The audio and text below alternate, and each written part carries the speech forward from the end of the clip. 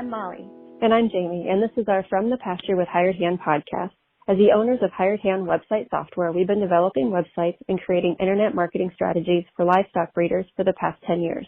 The majority of our customers are involved in the breeding of registered animals, such as Texas Longhorns, Highland cattle, horses, and white-tailed deer, where the pedigrees are very important. The From the Pasture with Hired Hand podcast examines many of the differences in raising pedigreed livestock for maximum profit. Join us and learn what we're covering today. So today we have two different breeders joining us, and I'm going to go over the intro stats for the first one. So he hauls Longhorns for a lot of fellow breeders. He does a lot of AI work. He enjoys hunting and fishing. He's actually going to start taxidermy school in June. He dabbled in breeding rabbits for about 6 months, getting married in October, and he worked at a Chick-fil-A for 4 hours. Kind of sounds like a story I'd like to hear. Great. Okay, and our second guest, he raises Longhorns with his dad and hopes to with his son in the future. He has 2 small kids that keep him pretty busy. He gets the inside scoop on Houston's weather. He enjoys golfing, and his family has been in the glazing business for 37 years, serving Houston, Austin, Dallas, and San Antonio areas, so most of Texas. Should we go ahead and add them in? Yep, let's do it. Well, welcome, Lane and Chase. Thanks for joining us today. Thank you for having us. So we're going to be talking about the legacy sale during this podcast. Can you tell us the date and the location? Yes, so this year we're back again. It's going to be Thursday, March 18th through Sunday the 21st, and it's back at the Embassy Suites in Grapevine. It's 2401 Bass Pro Drive, real easy to find. You can either Google Embassy Suites or Bass Pro Shops. The hotel is connected, so we're back there again. I think this is our 8th year in a row back at the Embassy. Long time. They do a really good job. They do. They recently remodeled, and that looks really nice too. Yep. Yeah, their whole bar and everything, it's like a Western theme and Longhorn heads. They say it was because of us, and I like to believe it is. They like us coming there. So is this the second year that you've had a futurity along with the sale? Yes. Yeah. Yes, last year was the first year we did it. Obviously with all the junk that was going on, the sale was moved from March to October. The futurity went over really, really well. We gave away $5,000 to the winner, who happened to, I believe, top the sale. That was 20 roses. Yep. That John King consigned and Bill and Suzanne Torkelson purchased. And then we paid out over another 20,000, I believe, in Calcuttas and futurity. So it was a big jump, something had never been done. It was Bear Davidson's idea, and it culminated really well. So I think a lot of people are excited for it. But yeah, second year at the sale. Nice. And the sale hosts? Sale host is going to be, again, the Longhorn Legacy Group. So that includes Lane Craft, Bear Davidson, Ann Gravett, Mike Casey, and now Debbie Bowman. So great group of people. They've been involved in this sale for a really long time, and they're a lot of fun to work with and work for. Yeah, we've got a really good group of people that are very invested into the industry and, want to see this thing really flourish and take off. I know we talked to Mike a couple of weeks ago. Was that Molly? He's really excited about the sale. Yeah. Can't wait to get to Texas. Yeah, I think he's more excited to get out of California for at least a week. He's been on lockdown like crazy, so he's ready to run. Yeah. We got all the snow out of here for you guys. It's all cleared up now. Oh, thanks. We got about 2 feet here we could bring you. I barely survived the last one, so I don't want to. I agree. I'm with you on that. So go ahead and tell us about the first year that that the Legacy Group took over the sale, and some of the first times that you all helped organize it. We can let Lane go first. So we took over for the first time last year. I think we didn't know what to expect, especially with the pandemic going on. And we knew that we wanted to change it up a little bit, and obviously that's what brought in the fraternity. Bear and Chase did a great job putting that together. We also wanted to change up the way the room looked, just to give it a different feel, so it didn't feel like it was the same thing that they had seen in years past.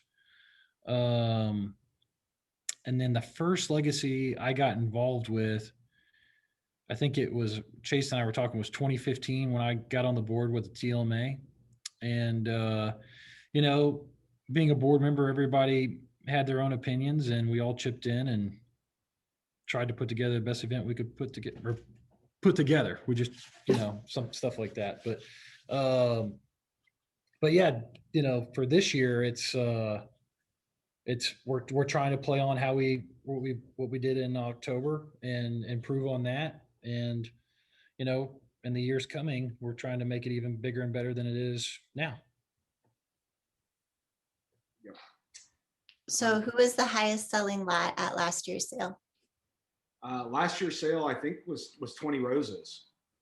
Yeah. 38,000, some change. I believe we had a few more up in the 20s. It amazes me seeing the cash cow issue that the TLBAA puts out, and how many of those animals is 10,000 or up were from the legacy, or from sales that this group puts on. It's but she was an awesome cow. I know there's a lot of people that really liked her and wanted her. I think Dale Metz won like $3,000 alone in her Calcutta. Yeah. We tried to convince John we were just going to sell her Friday night for the Calcutta price, but he wasn't having it. No, of course not, right? Well, hey, and credit to John for consigning her to Legacy. I mean, that takes a lot of guts to put something that good in, and it paid off. So John was the consigner. Who was the buyer? Bill and Suzanne Torkelson. And they have been purchasing some amazing cows all across the country and consigning. She's one of my favorite cows, I think, alive in the breed, that Rio's Royalty. Yeah. She's a Royal Reputation daughter out of Rio. I think she's right at 90, sleek, just low twisting horn. She's just such a feminine, pretty cow. Yeah. So they last year they stepped up. They consigned two. I think Lane actually purchased one of their heifers. Yeah, we did. Yeah. And they've been big supporters the past couple of years. But yeah, and they're just great breeders and yes. Very nice people. I mean, their herd. I mean, they've just put together such a great program. I'm excited that they enjoy the legacy. They like 20 roses so much they just went ahead and bought part of her dad. Yeah, smart.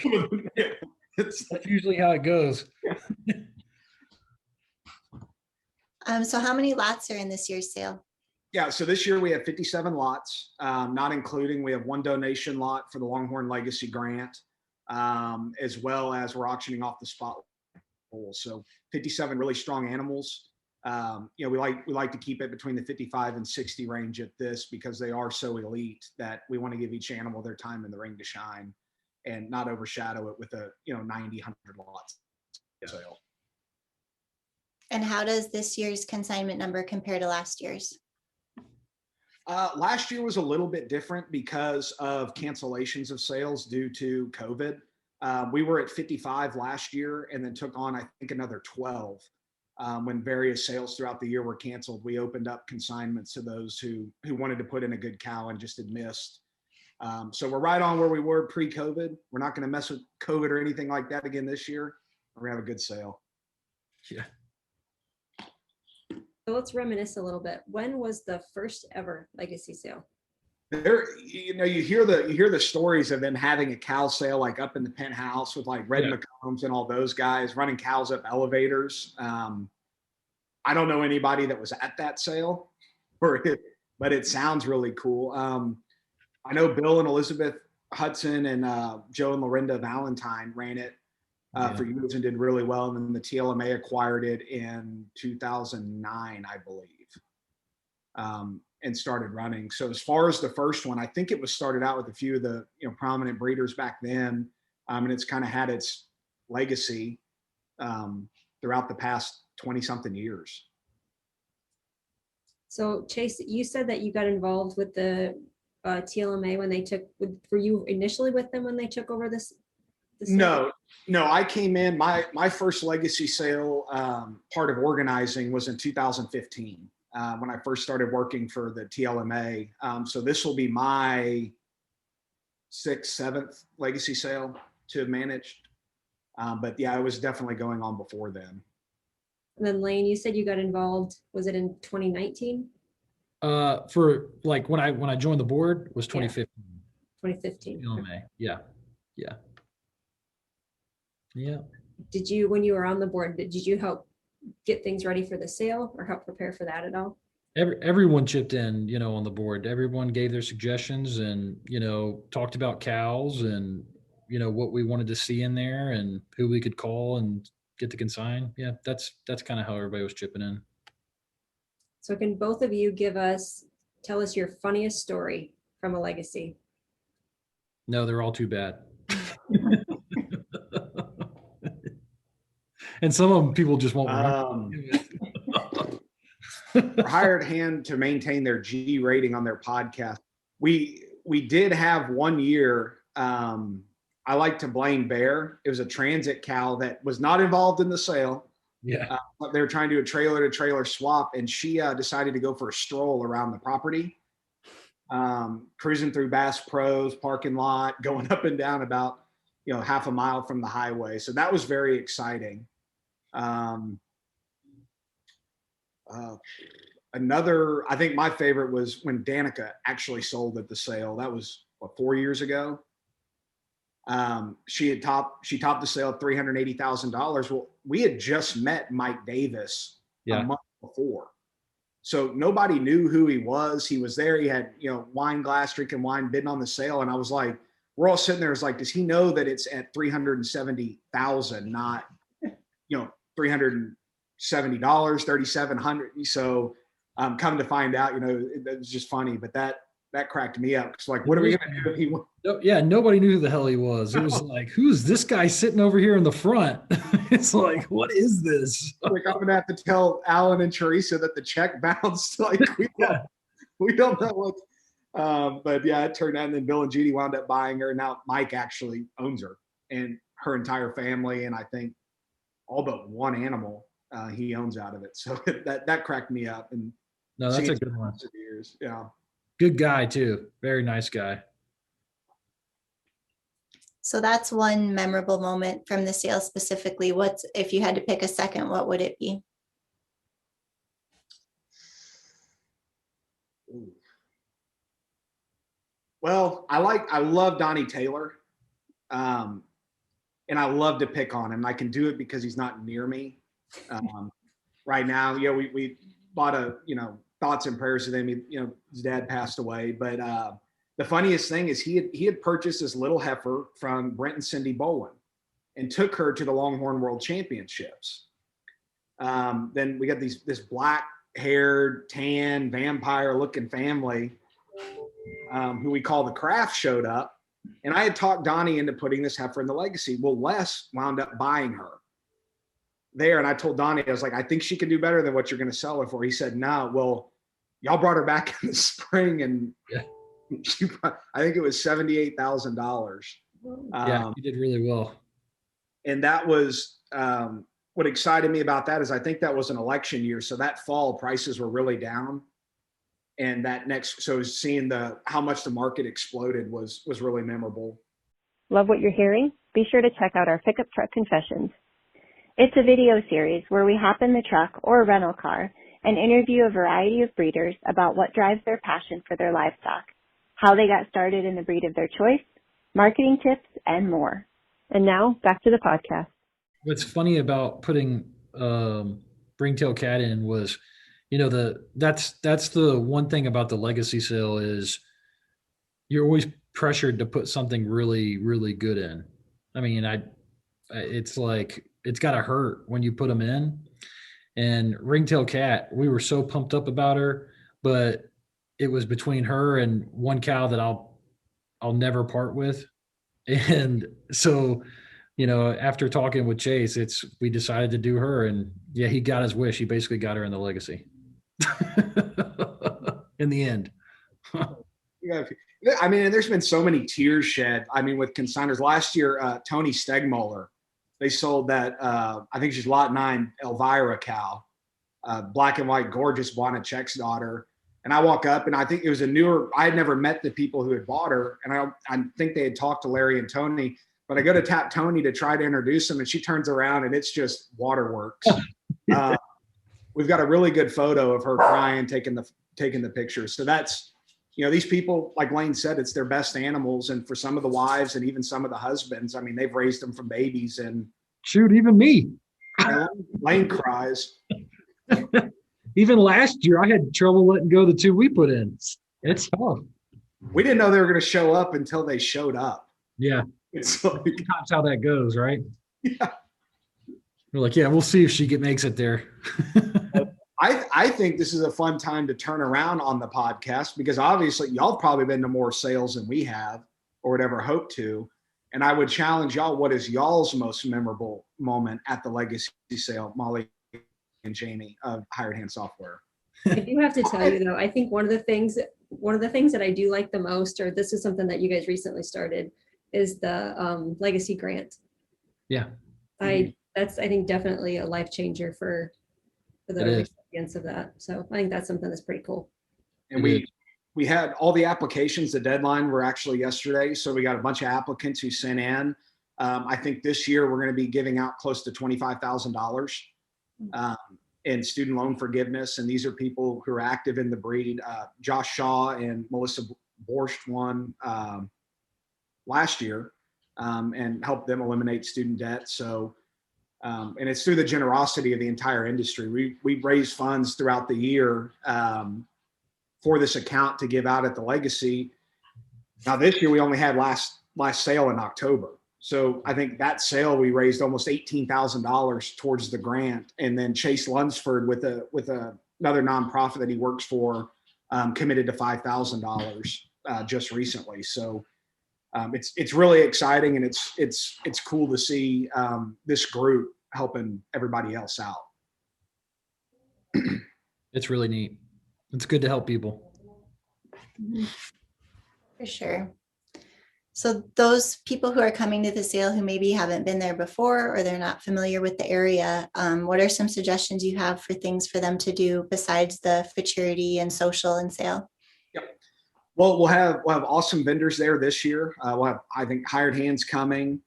We have Greg and Cheryl Crimes with Custom Wireworks. They do a lot of really cool jewelry. Did you say you think Hired Hands coming? I hope they are. I believe. Sabrina Thale will be back. Last year, she was there selling her carved skulls that she does with a lot of awesome metal jewelry. We'll have Leatherworks there, so you can shop on your way out to the cattle, but Grapevine's an awesome place. You've got Great Wolf Lodge down the road if you want indoor water parks. My personal favorite is Bass Pro Shops connected to the hotel. And there's a ton of just nice little bars and restaurants you can go to. But obviously, I think you're better off just staying at the embassy and checking out all the Legacy has to offer.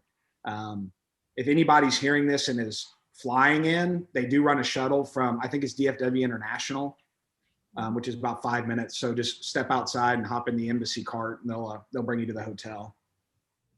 Is there anything else that we forgot to ask or that you'd like to share about the sale this year?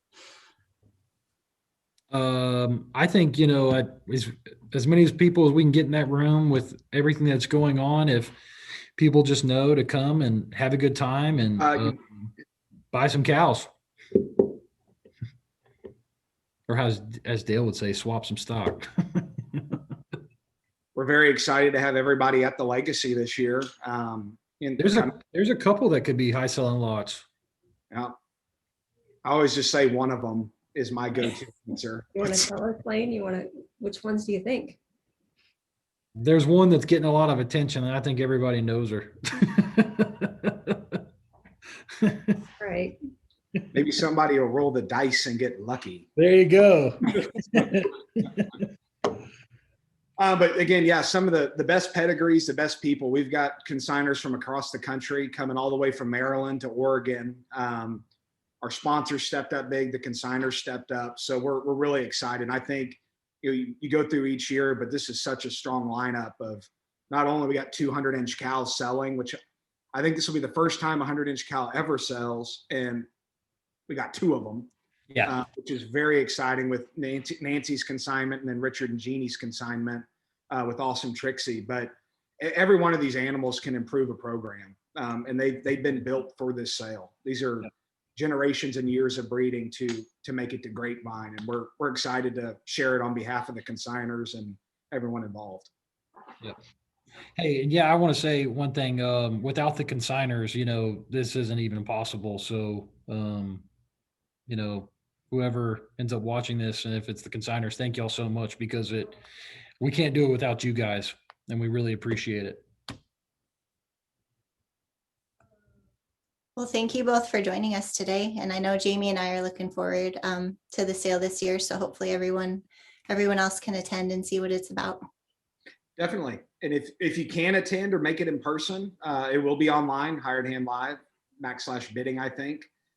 So get on there. We'll have haulers going back all across the country, and you can reach out to Bear, Davidson, myself, or even Lane if you have any questions. And we're just ready to get it kicked off here March 18th and 19th, or 19th and 20th.